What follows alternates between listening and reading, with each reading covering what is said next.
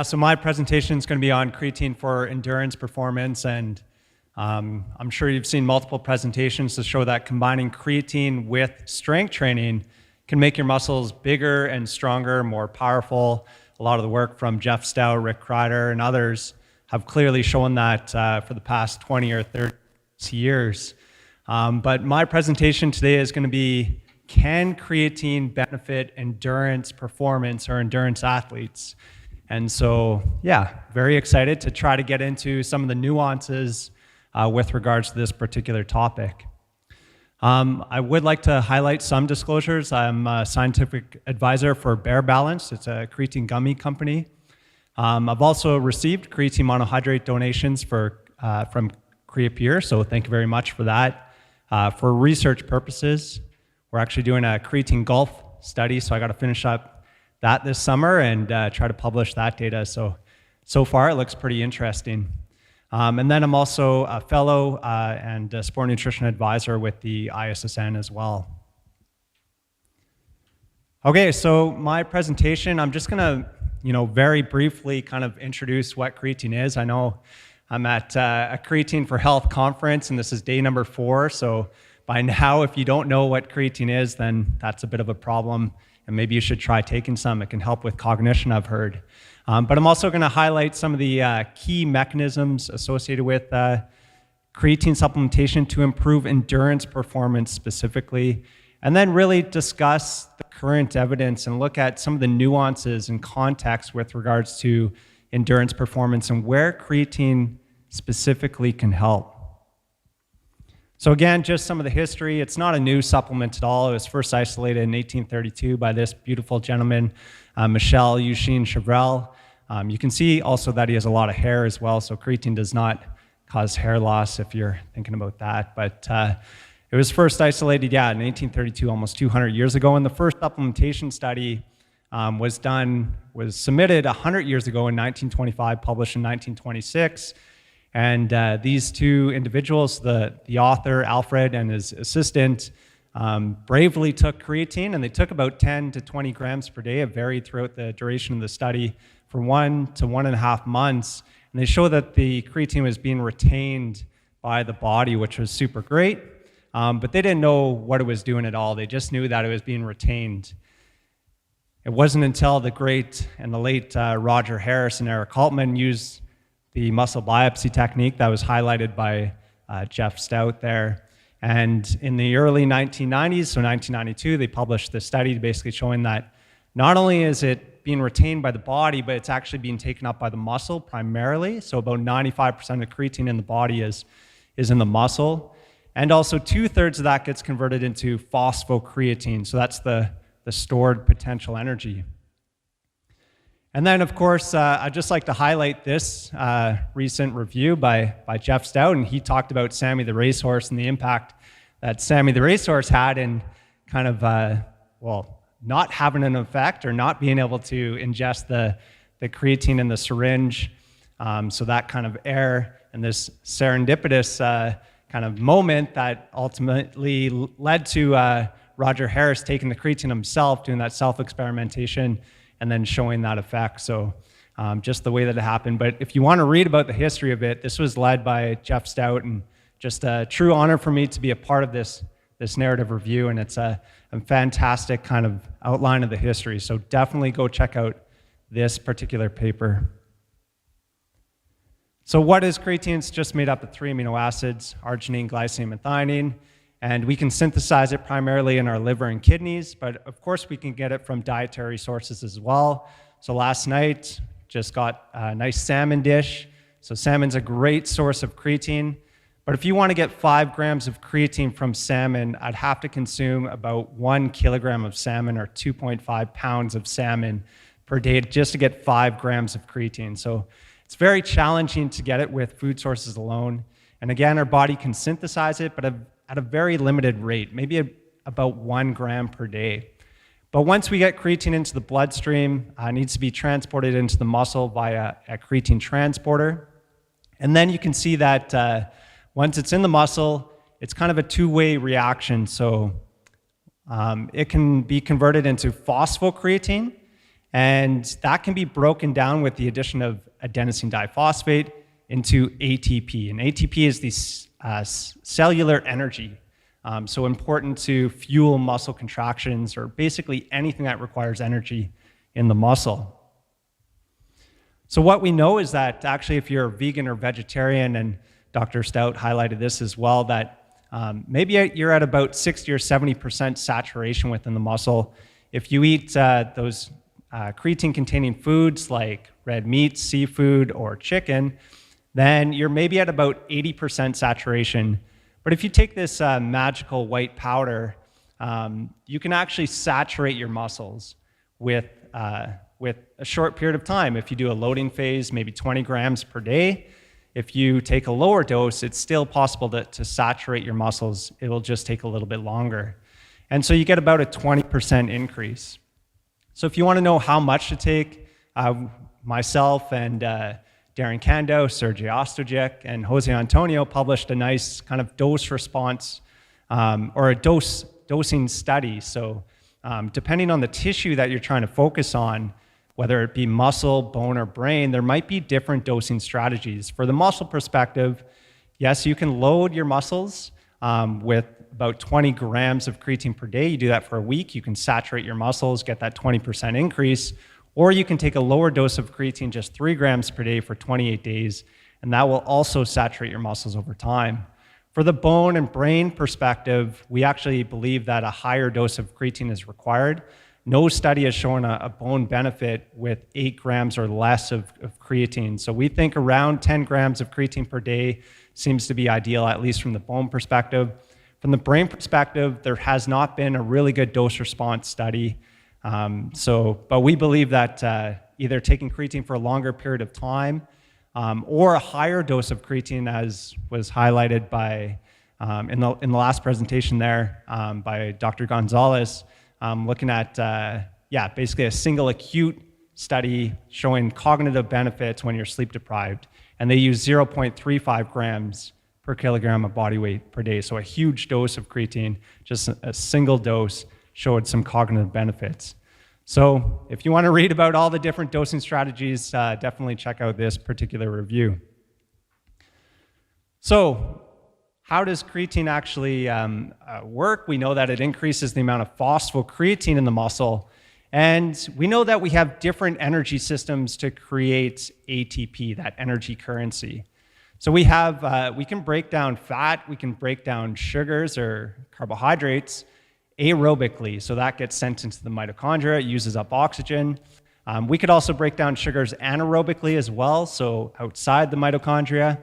And we can break down phosphocreatine, and again, if you supplement with creatine, you could have more phosphocreatine in your muscles. Importantly, though, is you need to replace ATP at the same speed that you're using it. And these energy systems work on different speeds, and the fastest energy system out there is the phosphocreatine energy system. So if you're doing really intense exercise, you're going to be utilizing this particular energy system to support that exercise. And if you want to run slower or exercise slower, then of course you can utilize these other energy systems. But the phosphocreatine system really supports rapid, kind of explosive, anaerobic type exercise, at least over a short period of time. So basically, one way to describe it is like the phosphocreatine energy system is good for 100 meter or 100 yard sprints, I guess, as Dr. Stout highlighted. Anaerobic glycolysis is good for like a 400 or 800 meter race. Aerobic glycolysis is good for a marathon. And then fat oxidation, that would be good for walking around. I don't know if Chad's gonna go buy his wife some shoes at the mall, for example. He's gonna be strolling around, looking at stores. He's gonna be using that fat oxidation in that particular situation. But the problem with the phosphocreatine energy system is it's relatively small, so it doesn't have this big capacity to it. Essentially, it can only last about 8 to 10 seconds. But again, if you supplement with creatine, maybe you can get that 20% increase and maybe last 11 or 12 seconds. And so, of course, we know that depending on the intensity of the exercise and the duration of the exercise, that influences which energy system is the predominant energy system that's used. And you can see here, so the solid black line represents that phosphocreatine energy system, and it's good for short duration exercise.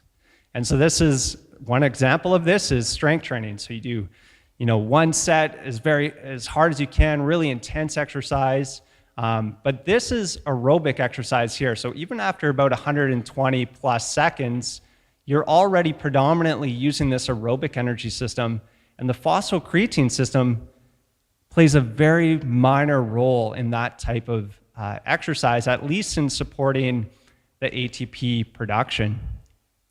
And so, of course, it's well established that kind of creatine is effective for this high intensity exercise. And if you combine it with strength training, you can make your muscles not only stronger, and we've shown this, and multiple studies have shown this over the past 30 years, but here's one study where we showed increases in total body strength. That's where we just combined a chest press exercise, like a bench press exercise, with leg press to get total body strength. And you can see that if they took the creatine, that it actually increased their total body strength over that training period compared to the placebo. And it also makes your muscles a little bit bigger as well. So this was a nice little review where we looked at changes in muscle size or muscle thickness. So we can use an ultrasound to get an image of different parts of your body. And we showed that creatine worked. So it was an effective supplement to increase muscle size. It was not a massive effect. So I've been trying to make it to Mr. Olympia. I was hoping to make it in 2025, but that's not going to be the case, even though I've been doubling my dose of creatine, because the effect size of creatine is relatively small. So we actually found, on average, about 1 to 1.6 millimeters increase in muscle thickness.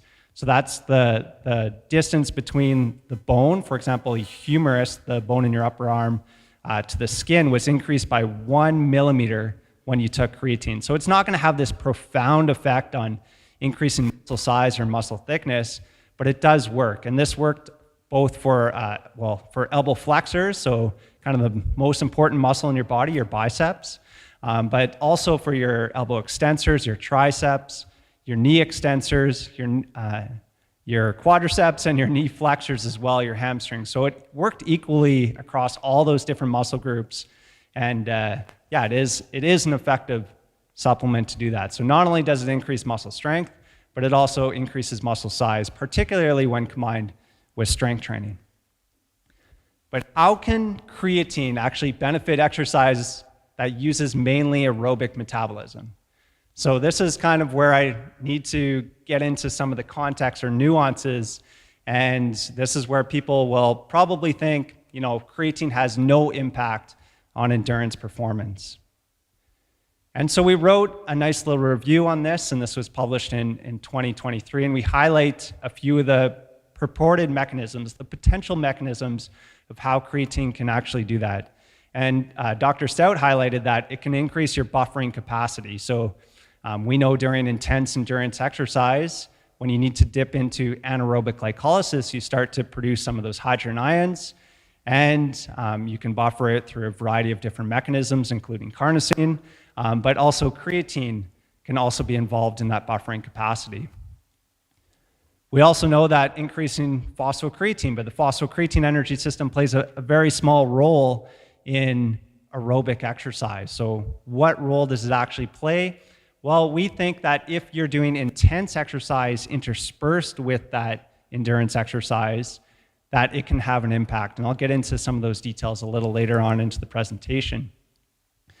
The other thing that it can do, and has been highlighted already, is that combining creatine with carbohydrates can actually bring in more carbohydrates and create more glycogen in the muscle. So carbohydrates are stored in the muscle as glycogen.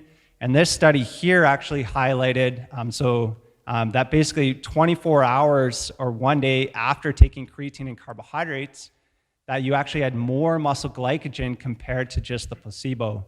So co-ingestion of creatine and carbohydrates seems to be really important to increase muscle glycogen.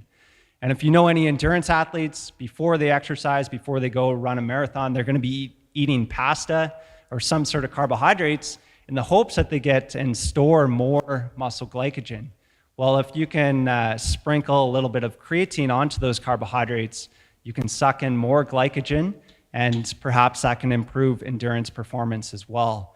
And this was maintained actually for 6 days following that creatine carbohydrate co-ingestion as well. So they consumed a fairly high amount of carbohydrates. So even the placebo group was getting about 9 grams per kilogram of body weight per day of carbohydrates.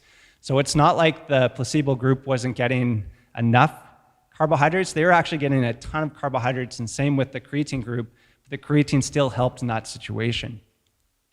Another way that creatine can help improve endurance performance is by increasing ventilatory threshold.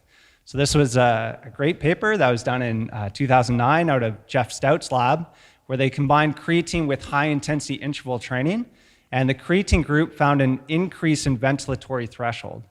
So again, that's kind of the point in exercise where it goes from being relatively easy to an exercise you can maintain for a long period of time to, if you go above your ventilatory threshold, exercise becomes much more challenging and you're going to fatigue relatively quickly. So if you can improve where that point is, then that's really important for endurance athletes. And ventilatory threshold, or speed at ventilatory threshold, is a really good predictor of endurance performance. We also know that creatine can preserve fast twitch fibers as well during high volume training. And I'm going to highlight some of that data as well. We also know that you could decrease inflammation or oxidative stress with creatine supplementation. So there's lots of different factors or potential mechanisms whereby creatine could actually be of benefit. So I'm going to highlight this particular study here. It was a pretty cool study. It was done at the University of Alberta in Canada, and I'm a Canadian, so I like to highlight some Canadian research these days. But they use chronic low-frequency stimulation.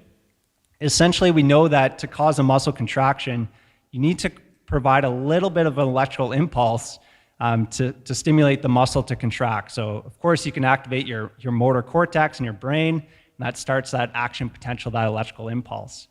But in these rats, they actually just zap the muscles with a low amount of electricity, and that caused a muscle contraction.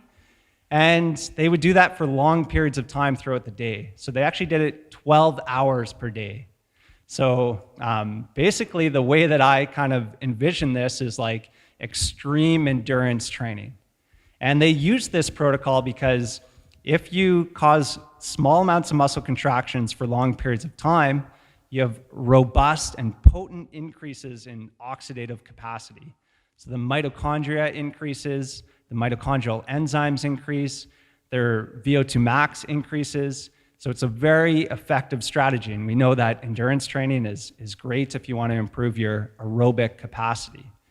But a problem with this type of kind of model was that it actually caused this shift between the fiber types, and they lost some of their fast twitch or their glycolytic components.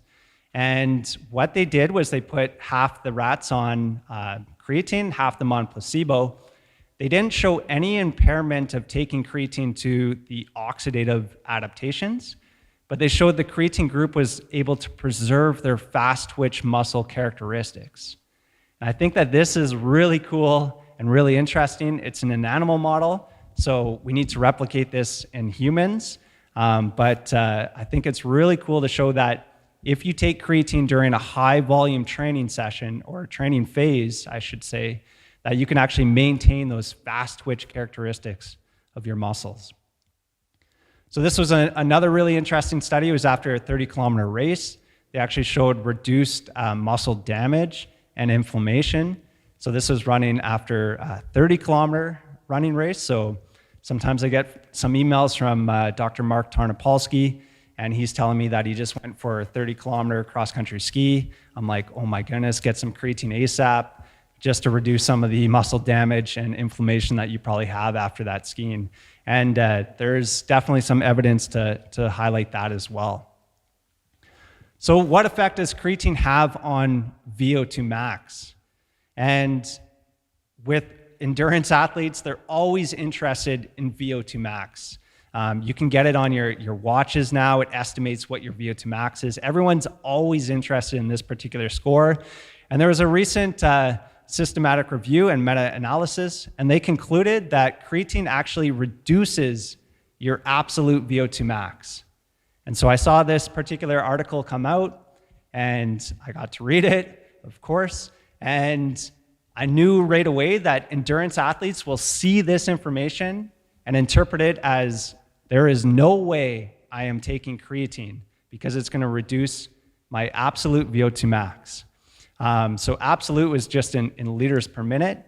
They actually showed no effect on relative VO2 max, which is kind of interesting because if their absolute score goes down and if creatine causes any increase in body mass, you would think it would have an even further detrimental effect on relative VO2 max, but they did not. But anyways, they concluded, and based off their results, creatine decreased absolute VO2 max. But let's look at this systematic review a little bit closer. A few things. They included both healthy and unhealthy participants. So anytime you're doing a meta-analysis or a systematic review, you're combining a whole bunch of studies. And I'm not too sure if it's really appropriate to combine, young, healthy athletes and clinical populations together when you're trying to look at a single outcome like VO2 max. Also, 3 of the studies just estimated VO2 max, so they didn't actually directly measure it. And then 4 of the 19 studies actually included just sedentary participants and did not include an exercise intervention. So they included these creatine studies, but if you look closely at them, they weren't designed to increase your VO2 max or improve VO2 max in any capacity. Actually, one of the studies just used a resistance training protocol. So I don't think this is the best systematic review, and to interpret this from an endurance athlete perspective and say that creatine actually reduces your absolute VO2 max is completely crazy, and that message needs to be dispelled as well. So creatine in young, healthy individuals does not actually reduce VO2 max, and they also did a sub-analysis, and they looked at their VO2 max in milliliters per kilogram per minute, so their relative VO2. If these lines, these black lines, cross this vertical black line, it means there's no difference. So in young, healthy individuals, they actually found no difference in relative VO2 max, no difference in absolute VO2 max, so that's liters per minute. But more importantly is actually these parameters right here, so maximum power, time to exhaustion, and ventilatory threshold. And they actually showed no effects on maximum power, no effect on time to exhaustion with creatine, and they actually showed an improvement with ventilatory threshold. So despite this systematic review kind of highlighting that creatine decreases absolute VO2 max, which I think is not really a good thing to highlight, they failed to highlight that creatine actually increases your ventilatory threshold, which I think is really important for endurance athletes. So meta-analysis are great, but methodology is super important, and you need to take into consideration the methodology when making these kind of practical recommendations. So one study I want to highlight just again, because I think it's pretty awesome. They combined creatine with high-intensity interval training in young males, and they showed that the creatine group had a greater increase in ventilatory threshold and critical power as well. So those are 2 metrics that are really important for endurance athletes. And of course, this was led by from Jeff Stout's lab and Chrissy Kendall there, who is the lead author. We tried to replicate his studies. Basically, that's what I do in life. I just try to replicate Dr. Stout as much as possible because he's a legend. But we did it in a female population. We tried to make it a little bit better. So we added a loading phase to it. And he suggested that loading is really important for athletes as well. But basically, we did the same thing. So we gave creatine combined with high-intensity interval training. And we looked at a whole bunch of outcomes, including time trial, VO2 max, body composition, using a DEXA. And then we also looked at glucose and insulin because one of my collaborators was kind of a researcher that studies diabetes and was interested in insulin sensitivity as well and the impacts that creatine could have on improving insulin sensitivity. Essentially, we found that creatine was no further benefit to the high-intensity interval training. So the high-intensity interval training is a very potent strategy to increase VO2 max, increase their aerobic capacity. And you can see that their time trial performance in both the placebo group and the creatine group, they all got faster. So I think that masked some of the effects of creatine. So we didn't find improvements in ventilatory threshold like Dr. Stout did in males. So maybe there's a difference between males and females in how they respond to creatine. But one thing I want to highlight is that we did look at lower body, lean body mass with the DEXA, and the creatine group was better able to maintain their lean body mass. So maybe it's because the retention of those fast twitch fibers, but during this high intensity interval training, endurance type training, they were actually better able to maintain their lower body, lean body mass. So I thought that was pretty cool, and we can highlight that from our particular study. So meta-analysis are great, systematic reviews are great, but I think with regards to creatine and endurance performance, narrative reviews and looking at the nuance in the literature and the context is super, super important. And so that's what we did in 2023. I couldn't find a picture of Darren Candow, so I found a picture of his dog, but he is one of the co-authors on the paper. Anyways, I'd just like to highlight that there are differences between laboratory testing versus what happens out in the field or in reality. We know that there's differences in terrain, so there's hills you have to climb and changing terrain from one race to the next. We know that when you're racing, changes in pace are super, super important. If you watch the Tour de France or any cycling race, there's times when there's breakaways that happen, and I think that change in pace is actually very, very important, and those are key race-defining moments. Or the finishing sprint in a race. You could have two athletes that are neck and neck, side by side, and then the last 50 meters could be the difference between winning a gold medal or not.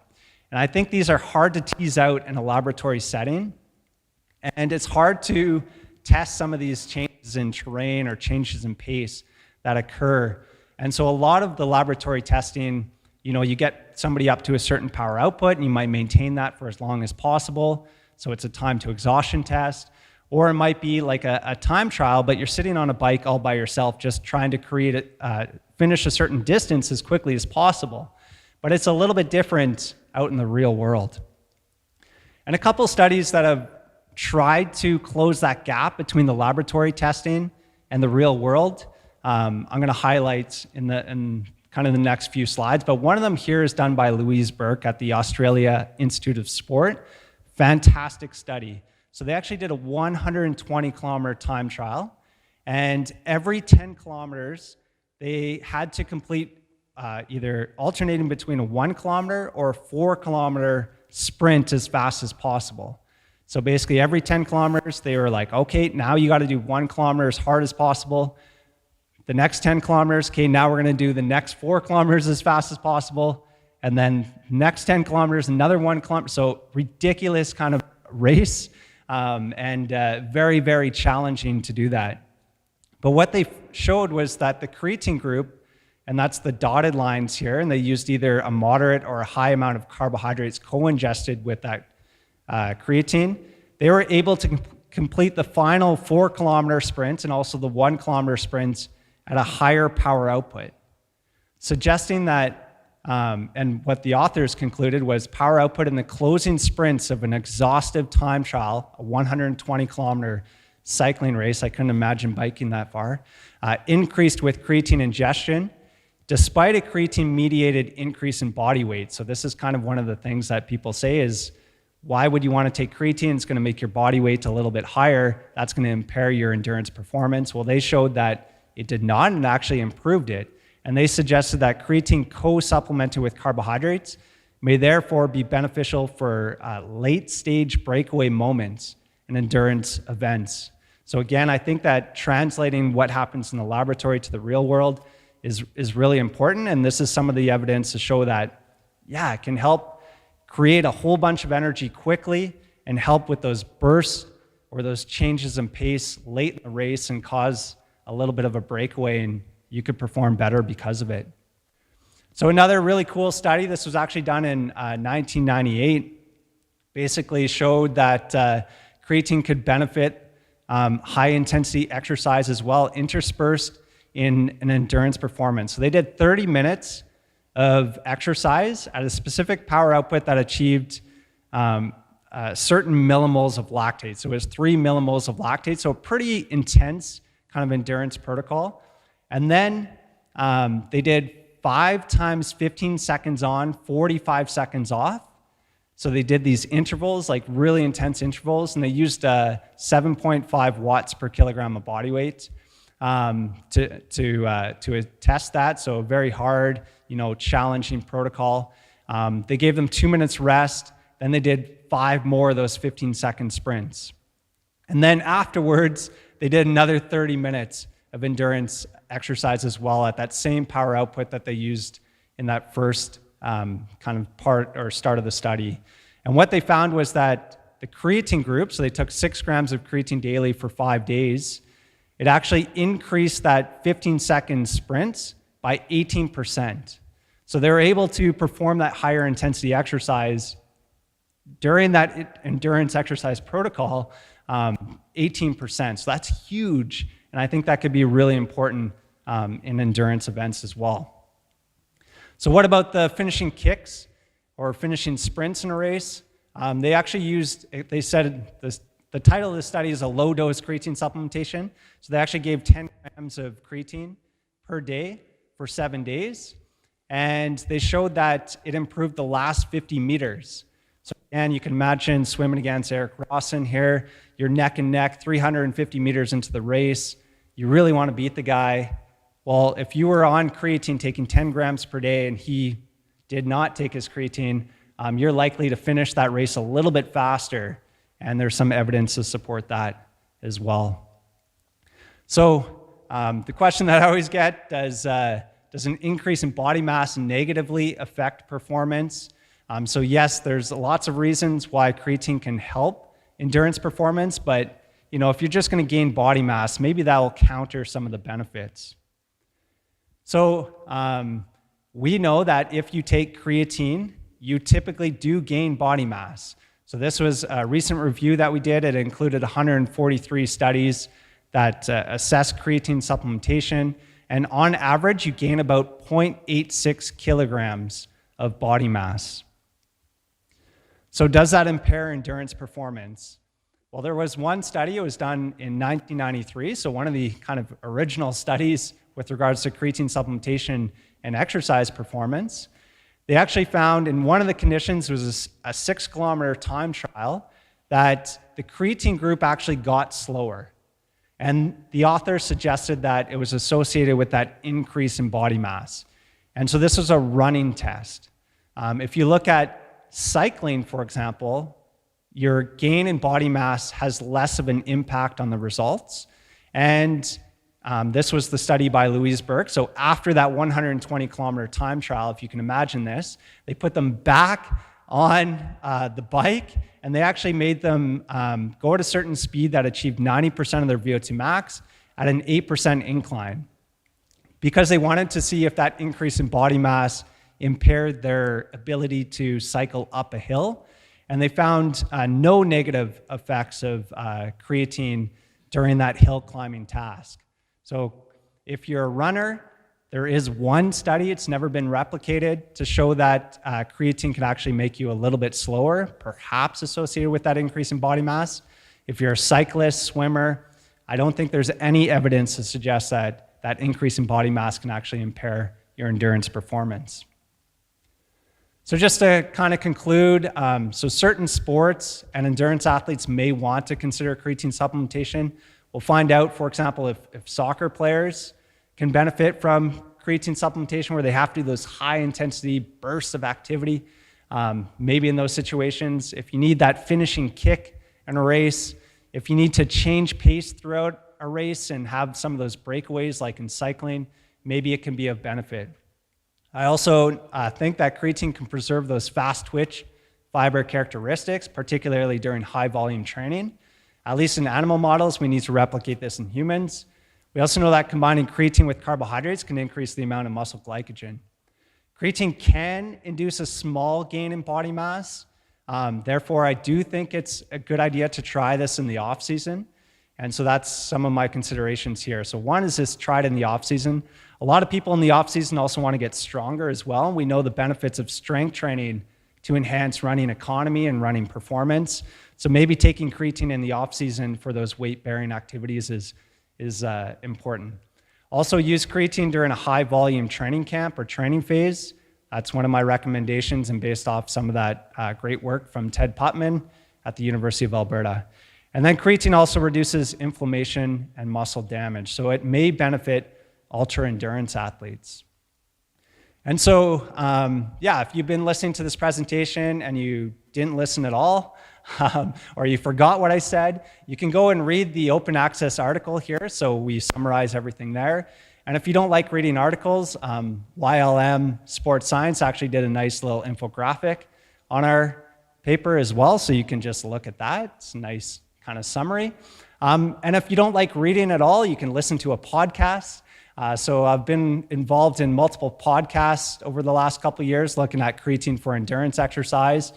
If you don't like that, you can also just look at a blog summary as well. But I'd just like to highlight some new research coming up, hopefully soon. So this is in collaboration with Dr. Kirksick and Dr. Kurtz from Appalachian University. So she's notified that she's completed ethics, which is great. And we're going to be looking at the impacts of creatine on ultra endurance performance. So these are individuals that are running between 50 to 80 kilometers. And we're going to measure a whole bunch of things. We're going to measure the impacts of, their diet. We're going to take blood to look at inflammatory and oxidative stress markers. We're going to look at water retention and changes in body mass, so that'll be really important. We're also going to look at sleep and heart rate variability. And we're also going to look at cognition before and after these ultra-endurance events as well. So hopefully we can get that data collected or data collection started sooner rather than later. And just to highlight, this was actually one race that I was involved with. It's called the Sinister 7. I just had to do one of the legs. So there were 7 different legs in the race. And I had the leg number 6. So this was my family thought it would be a great idea to go and do a ultra endurance event as part of our vacation. And I was like, yeah, sure, we'll go out to the mountains. It'll be great. And then they showed me the mountain that I needed to run up and down for my particular leg of the race. And I don't do a lot of running, so this was a little bit taunting. But at least I was like, I'm going to get to the top. Like the view supposedly is spectacular from the top of this mountain. I was really excited about that, but my particular leg of the race started at midnight, pitch black. And I finished my leg of the race at 5 in the morning. So this is me handing off to my wife, who is going to do the last leg of the race, which was much easier and shorter. Anyways, so I was completely exhausted, and you could still see that it was pretty dark. So the sun was just starting to come up when I was finishing my leg of the race. And you can see here I'm pretending to smile, but I'm actually in a world of hurt. So again, I'm very happy that I was full of creatine because reduced some of the muscle damage and inflammation. But one thing I realized during that event is the importance of cognition. So there are so many times where I almost rolled my ankle, stepped on a rock. You had to be really aware while you're running these ultra endurance events. So I'm really interested on the impacts of creatine on cognition for this ultra endurance study. Also saw a bear out there as well, which is it made me run a little bit faster, so helped picked up my speed. Anyways, there's another study. So this is associated with the Tour de France, but not Tour de France athletes. So this is actually, there's a colleague at the university that I work at. He's actually doing a charity ride, and he completes the same Tour de France race course, but a week before the Tour de France starts. So he has to complete it in the same amount of time. And he's just like a regular cyclist, a regular guy, and he's trying to complete the Tour de France. So we're doing a case study on him right now, and we're loading him up with creatine, and hopefully that could be a benefit and help him finish this race. So that all being said, I'm sure after 4 days of creatine presentations, you know all the benefits of creatine, but you still go out there and people will say, you know, creatine causes hair loss. And I have no hair, so it's hard to argue against that. And there's actually no data to actually look at creatine and hair loss directly. So it's hard to dispel that myth.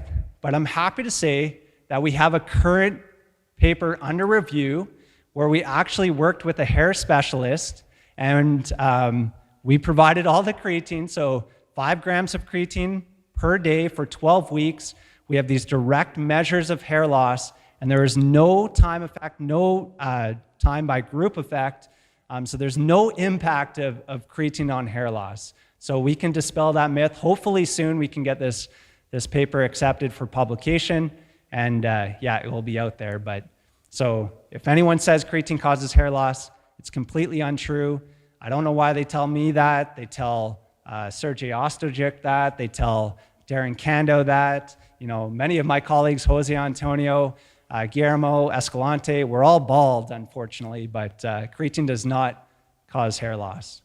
So thank you very much for listening. There's some of my contact information there, my email address, Instagram, or my X handle, I guess. Or you can read that open access article as well. So thank you.